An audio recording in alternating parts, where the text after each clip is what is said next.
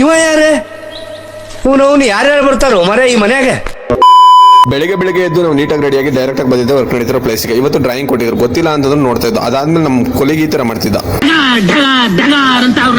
ಉಪ್ಪಿಗಿಂತ ರುಚಿ ಬೇರೆ ಇಲ್ಲ.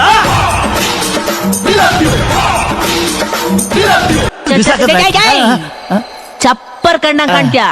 ಇವಾಗ ಹಾಕೋ, ನಾಳೆ ಹಾಕೋಬೇಡ.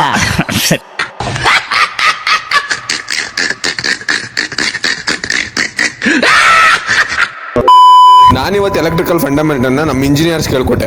ನನಗೆ ಆಮೇಲೆ ಅನ್ಸಿದ್ದು ನಾನು ಓದಿದ್ದಕ್ಕೂ ಸಾರ್ಥಕ ಆಯ್ತು ಅಂತ. ನನಗಂತೂ ಕನ್ನಡ ಬಿಟ್ಟು ಬೇರೆ ಬರಲ್ಲ.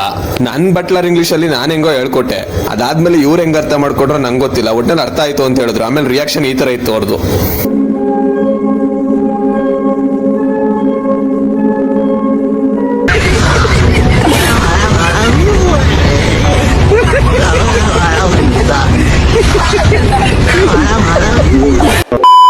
ಅವ್ರಿಗೆ ಹೇಳ್ಕೊಟ್ಟಾದ್ಮೇಲೆ ನಾನು ಇವತ್ತು ಕೆಲಸನ ಮುಗಿಸ್ಕೊಂಡು ನಾನು PG ಕಡೆ ಹೊರಟೆ. PG ಕಡೆ ಹೊರಡ್ಬೇಕಾದ್ರೆ ನನಗೆ ಯಾಕೋ ರೊಟ್ಟಿನ ತಿನ್ಬೇಕು ಅನ್ನಿಸ್ತು.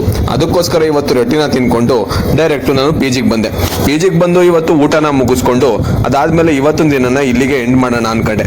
ಅಷ್ಟರಲ್ಲಿ ನಮ್ಮ ಮನೋಜ ಬಂದ. ಅವನ ಜೊತೆ ಮಾತಾಡ್ಕೊಂಡು ಇವತ್ತೊಂದು ದಿನನ ಇಲ್ಲಿಗೆ ನಾನು ಎಂಡ್ ಮಾಡಿದೆ.